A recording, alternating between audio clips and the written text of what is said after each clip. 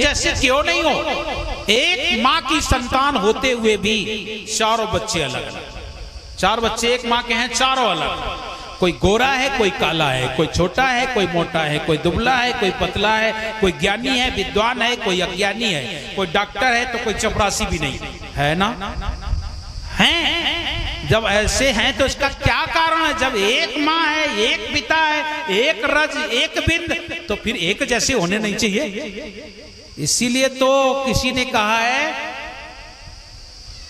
मैं तो भूल जाता हूं, विधि से भला कुम्हार, विधि से भला कुम्हार, उसकी और साखियां हैं उसमें, देवताओं से कुत्ता भला नितु ढूंके द्वार, ऐसा उसमें है। और विधि से भला कुम्हार, कुम्हार एक चाक पर एक मिट्टी से एक जैसा बर्तन बना के तैयार कर देता है, कर देता कि नहीं? आप देखिए तमाम मूर्तियां बनाते हैं, गणेश लक्ष्मी खरीद के लाते हो ना, एक ही सांचे से एक जैसी बिल्कुल बना के तैयार कर देता, सब एक जैसे। और विधि ब्रह्मा जी की सृष्टि कैसी है? कोई गोरा, कोई काला, कोई लंबा, कोई छोटा, कोई मोटा, कोई लंगड़ा, कोई लूला, कोई अंधा, कोई काना, कोई बहरा, सब अलग अलग। क्यों?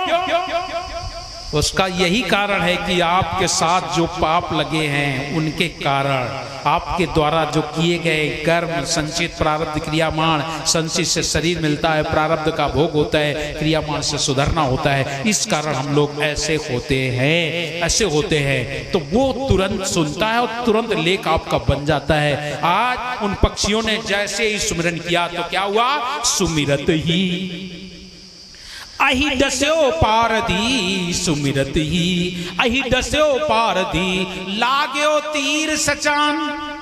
देखिए ईश्वर ने तुरंत सुना, परमात्मा ने तुरंत सुना, और जैसे सुना तो ऐसा चमत्कार इसे कहे, क्या कहेंगे आप?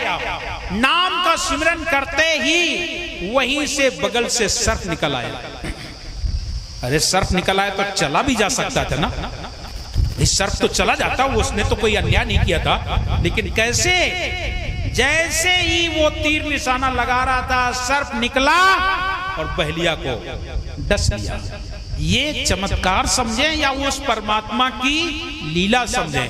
क्योंकि उसको उसने याद किया है, इसलिए सुमिरत ही अहि डस्यो पारदी, अहि माने सर्प, पारदी को डस लिया। और जैसे उसको सर्प ने फुसकार मारा, डसा, उसका निशाना चूक गया, निशाना चूक गया, लगा रहा था पक्षियों को, तीर छूट गया हाथ से, लगा जाके बाज को, बाज को लगा जाके, बाज भी मर गया, बाज भी मर गया, दोनों काल का नाश हो गया। नीचे बैठा बहलिया, वो भी मारा गया, और ऊपर उड़ रहा है बाज, वो भी मारा गया।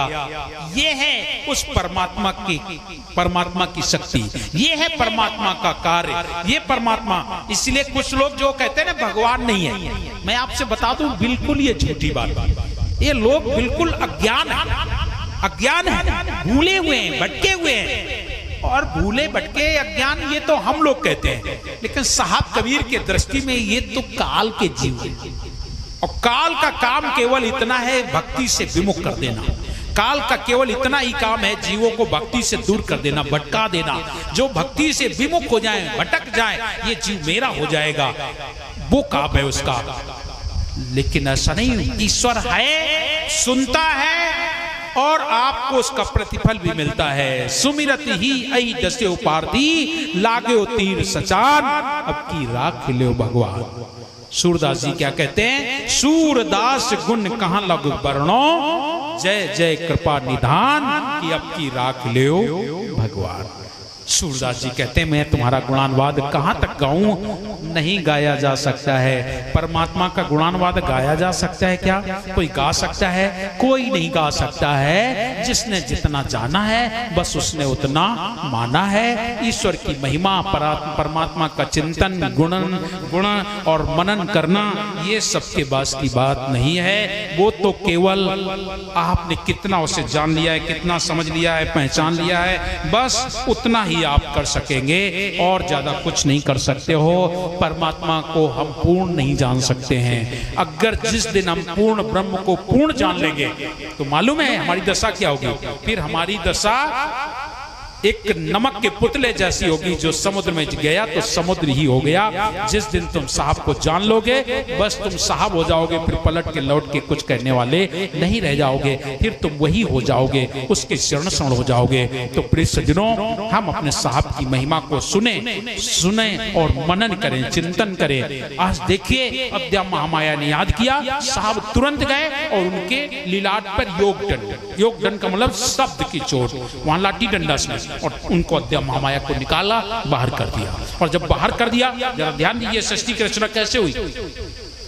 निरंजन जी को होश आ गया, अरे ये अद्या महामाया तो मेरे लिए भेजी गई थी, मेरे कारण भेजी गई थी और मैं ही से लील गया। ये तो गलत बात हो गई, ये तो गलत बात हो गई। इसलिए अब क्या करें, अब क्या करें।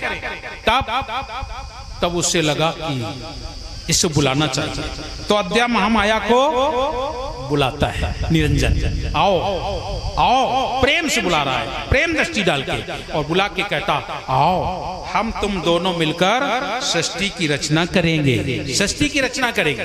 तो अद्या महामाया कहती क्या कह रहे हो, क्या कह रहे हो, अगर तुमने मेरे ऊपर गलत दृष्टि डाली तो तुम्हें पाप लगेगा, अगर तुमने मेरे ऊपर गलत दृष्टि डाली तो तुम्हें पाप लगेगा। जैसे कहा पाप लगेगा, तो निरंजन जी कहते हैं क्या कह रहे हो, क्या कह रही हो, पाप, अरे ये राज मेरी है, इस राज का कर्ता धर्ता मैं हूं, और जो कुछ भी होगा सो मैं ही इसका जिम्मेदार हूंगा। इसलिए सुन मेरी बात, आ मेरे पास और सुन मेरी बात। पाप पुण्य के हम हैं करता, और पाप पुण्य से हम नहीं डरता, और पाप पुण्य हम ही से होई, और लेखा हमारा न ली है कोई। पाप पुण्य हम करब पसारा, और जो बर जैसो होए हमारा। ये निरंजन जी की बात है, और आज यही हो रहा है। निरंजन कह रहा है कि पाप भी मैं ही करूंगा और पुण्य भी मैं ही करूंगा, हम ही दोनों काम करेंगे। पाप पुण्य के हम हैं करता, और पाप पुण्य से हम नहीं डरता, और मैं डरता भी नहीं हूं। हम ही पाप करेंगे, हम ही पुण्य करेंगे। बोलो भाई, दोनों